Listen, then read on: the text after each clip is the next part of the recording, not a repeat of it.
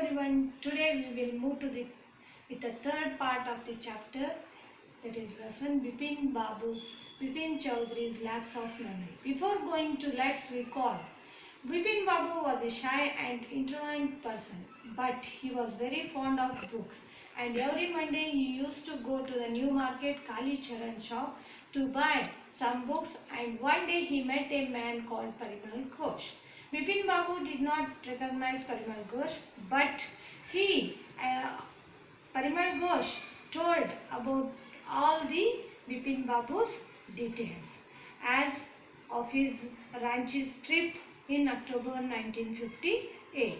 Bipin Babu was confused that he knew that he never had been to Ranchi. Yet this man, whom he did not know, knew so much about his trip and his parents' personal details also.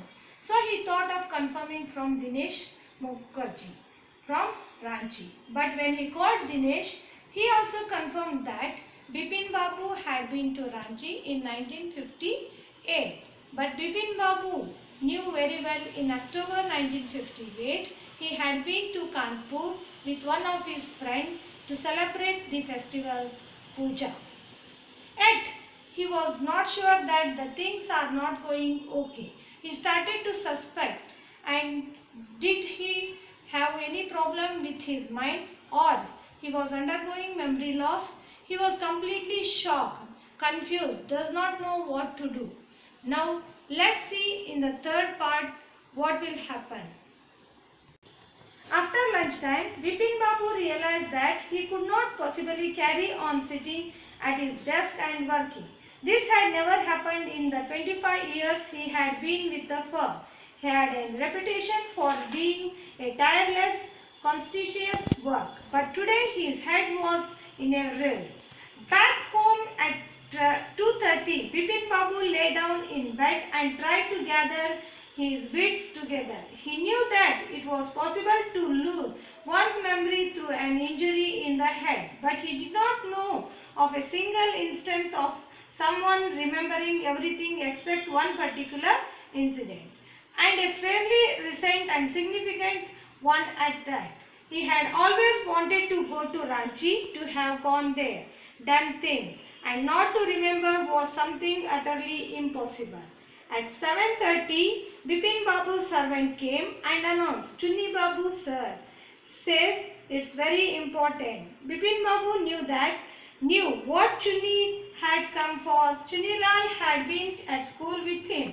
He had been having a rough time lately and had been coming to see him about a job. Bipin Babu knew it was not possible to do anything for him and in fact told him so. But Chunni kept turning up like a bad penny.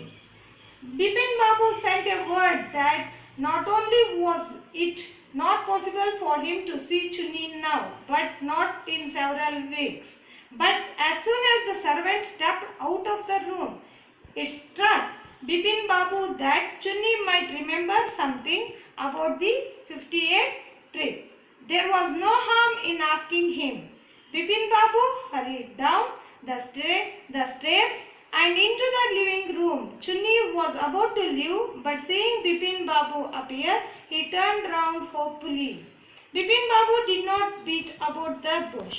"Listen, Chunni, I want to ask you something.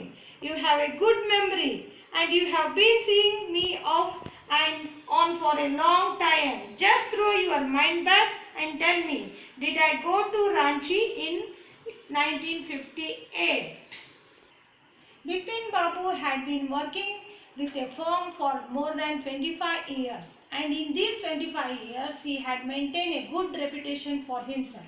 He was tireless and very careful worker, and everybody respected him. But for the first time in these 25 years, it had happened to him that he could not concentrate on his work. Obviously, because whatever Parimal Ghosh, Dinesh Mukherjee, yet everyone had told him that he had been to Ranchi was disturbing him constantly. Although that he knew that he had never been to Ranchi, yet now he became doubtful about his memory. In the evening, in his home, Chunni Lal came to meet him. Now Chunilal was a schoolmate of Bipin Babu, and Chunilal had been jobless for a quite few days, and he had come for looking for Bipin Babu to take help from him. But Bipin Babu know that nothing could be done, and that is why lately he had been trying to avoid Chunilal. So Bipin Babu told his servant to tell Chunni Babu that he would not be able to meet now. When the servant left the room to tell this message to Chunilal, it struck Bipin Babu that why can't I ask Chunilal about the matter of the incident of the 58? So he hurried to the living room and to talk to the Chunilal and asked Chunilal, I want to ask you something about incident happened in the 1958. As you have a good memory, you are seeing me from long time. Now you throw back your mind for the some while and say me whether I had been to Ranchi in 1958. This question was asked by the Bipin Babu to Chunilal. Now let's move to the next part. Chunni said, 1958, it must have been 1958, or was it 59? You are sure that I did go to Ranchi? Chunni took for amazement was not unmixed with worry. Do you mean you have doubts about having gone to all? Did I go? Do you remember clearly? Chunni sat down on the sofa, fixed Bipin Babu with a long hard stare and said, Bipin, you have taken to drugs or something. As far as I know, you had a clean record where such things were concerned. I know that old friendship do not mean much to you, but at least you had a good memory. You can't really mean that you have forgotten about the Ranchi trip. Bipin Babu had to turn away from Chunni's incredulous stare. Do you remember what my last job was? Asked Chunilal. Of course, you worked in a travel agency. You remember that? And you do not remember that it was I who fixed up your railway booking for Ranchi. You remember that, and you do not remember that it was I who fixed up your railway booking for Ranchi. I went to the station to see you off. One of the fans in your compartment was not working. I got an electrician to fix it. Have you forgotten everything? Whatever is the matter with you, you do not look too well. You know. Bipin Babu sighed and shook his head. I have been working too hard, he said at last. That must be a reason. Must see about consulting a specialist. Doubtless, it was Bipin's condition which made Chunilal leave without mentioning anything about a job. Now explanation, children. Bipin Babu was deadly shocked when Chunilal also confirmed that he had been to Ranchi. When Bipin Babu asked him, did he really remember that? Chunilal answered that he was working in a travel agency at that time and he was the one who had arranged the railway ticket for the Bipin Babu for the Ranchi and also got repair of his fan in the compartment where he was going. Bipin Babu did not know what to do. He was speechless and that Chunni Lal advised him to go to the doctor and get himself treated. On seeing Bipin's face, bad condition, Chunilal did not speak a word about his job and left the place quietly. Now let's move to the next part, children. Paresh Chanda was a young physician with a pair of bright eyes and a sharp nose. He became thoughtful when he heard about Bipin Babu's symptoms. Look, Dr. Chanda, said Bipin Babu desperately. You must cure me of this horrible illness. I can't tell you how it is affecting my work. Dr. Chanda shook his head. You know what, Mr. Chaudhary, he said. I have never had to deal with a case such as yours. Frankly, this is quite outside my field of experience.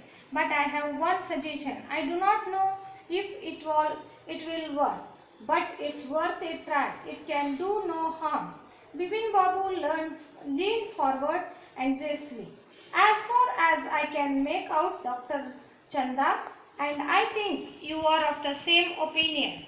You must have been to Ranchi, but due to some unknown reason, the entire episode has slipped out of your mind. What I suggest is that you go to Ranchi once again. The sight of the place may remind you of your trip. This is not possible. More than that, I can't do at the moment.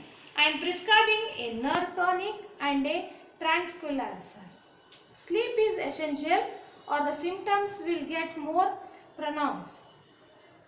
Bipin Babu felt somewhat better the next morning. After breakfast, he rang up his office, gave some instruction and then purchased a first-class ticket for Ranchi for the same evening. Now explanation, children.